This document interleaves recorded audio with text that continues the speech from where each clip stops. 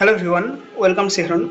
পশ্চিমবঙ্গের সিএনসিআই বা Chittaranjan national cancer institute Kolkata, এই জায়গায় কিছু নার্সিং পার্সোনেল বা কিছু প্যারামেডিক্যাল পার্সোনেল এবং কিছু নন প্যারামেডিক্যাল পার্সোনেল রিক্রুটমেন্টের একটি নোটিফিকেশন আমরা লক্ষ্য করতে পেরেছি। এইচএলএল লাইফ কেয়ার লিমিটেডের আন্ডারে এই রিক্রুটমেন্টটি হচ্ছে এবং পোস্টিং যেটা হবে কলকাতা সিএনসিআই বা চিত্তরঞ্জন ন্যাশনাল ক্যান্সার ইনস্টিটিউট, এই জায়গাতে পোস্টিং হবে। নোটিফিকেশনের ডেট রয়েছে 23/3/2026 এবং নোটিফিকেশনের লাস্ট ডেট রয়েছে ফর্ম ফিল আপ করা যাবে 29/3/2026, অর্থাৎ হাতে 6 দিন সময়, এর মধ্যেই ফর্মটি ফিল আপ করতে হবে। আজ অলরেডি 26/3/2026, আর 3 থেকে 4 দিনের মধ্যে যারা যারা এখানে ফিল আপ করতে চাইছো বা এলিজিবল রয়েছে তারা অবশ্যই এখানে ফিল আপ করে দিতে পারবে। Recruitment of nursing, paramedical and non medical staff for Chittaranjan national cancer institute, এখানে অ্যাডভার্টাইজমেন্ট নম্বর দেওয়া রয়েছে। HLL Lifecare Limited, a Mini Ratno Central Public Sector Enterprise under the Ministry of Health and Family Welfare, Government of India, is a global provider of high quality healthcare product and service. HLL Lifecare Limited is conducting recruitment for and on behalf of the Chittaranjan National Cancer Institute, Kolkata, for engagement of qualified, competent nursing, paramedical and non-paramedical professionals on fixed term contact basis. এটা পুরো একটা contact বেসিসে just HLL একটা সংস্থা যেটা বিভিন্ন সময় বিভিন্ন জায়গা থেকে যারা বিভিন্ন কোয়ালিফাইড বিভিন্ন কম্পিটেন্ট স্টাফ রয়েছে তাদেরকে বিভিন্ন জায়গায় রিক্রুটমেন্ট দিয়ে থাকেন। এই রিক্রুটমেন্ট হবে পুরোটাই কন্ট্যাক্ট বেসিস এবং গভর্নমেন্ট অফ ইন্ডিয়ার আন্ডারে। এটা কিন্তু ওয়েস্ট বেঙ্গল গভর্নমেন্ট নয়, গভর্নমেন্ট অফ ইন্ডিয়ার আন্ডারে। তো এখানে যে সমস্ত পোস্টগুলো রয়েছে পোস্টগুলো আমরা দেখে নিতে পারি। অনেক সংখ্যক পোস্ট রয়েছে এবং প্রত্যেকটা পোস্টের জন্য আলাদা আলাদাভাবে তার কোয়ালিফিকেশান বা এক্সপিরিয়েন্স কী কী ম্যান্ডেটরি সেগুলো রয়েছে। 1 নম্বর সিরিয়াল রয়েছে স্টাফ নার্স 2, গ্রেড 2। এর এডুকেশনাল কোয়ালিফিকেশান হতে হবে বিএসসি নার্সিং অথবা জিএনএম নার্সিং। এক্সপিরিয়েন্সের ক্ষেত্রে বলা হয়েছে যারা বিএসসি নার্সিং তারা অবশ্যই 50 বেডের হসপিটালের 1 বছরের তাদের কাজের অভিজ্ঞতা থাকতে হবে। যারা জিএনএম তাদের 50 বেডের হসপিটালে 2 বছরের অভিজ্ঞতা থাকতে হবে।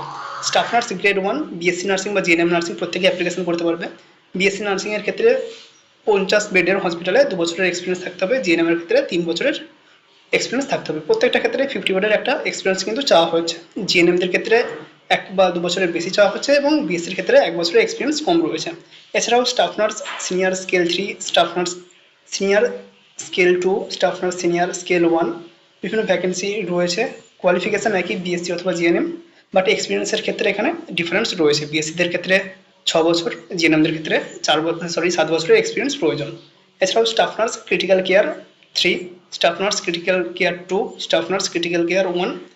এখানেও আইসিইউ এক্সপিরিয়েন্স যাদের রয়েছে 1 বছর বা 2 বছর তারা কিন্তু এখানে অ্যাপ্লিকেশন করতে পারবে। এছাড়াও infection control nurse BSc nursing যারা করছে শুধুমাত্র তারা অ্যাপ্লিকেশন করতে পারবে।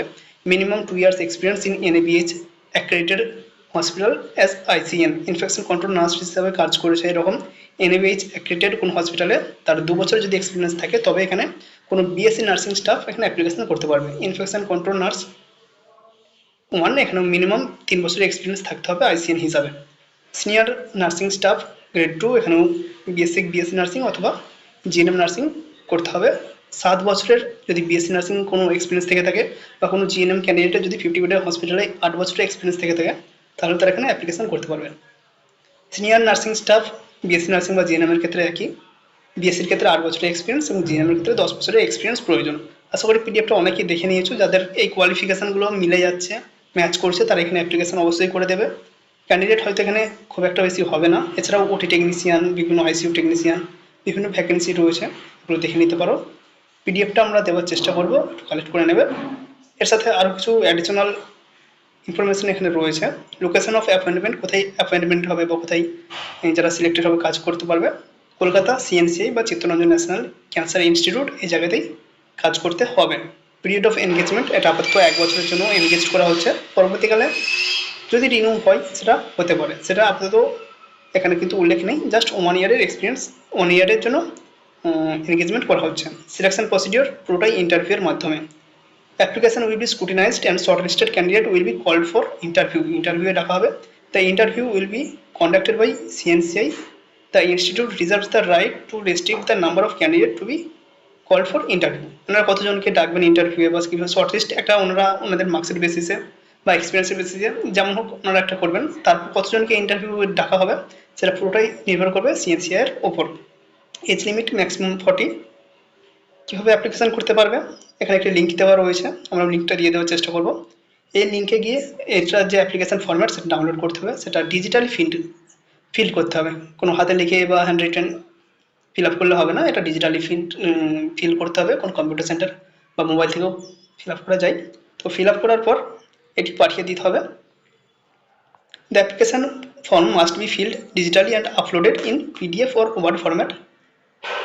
ওনাদের যে মেল বা ওনাদের যে সাইট থাকবে সেই সাইটে ওনাদের কিন্তু পাঠিয়ে দিতে হবে।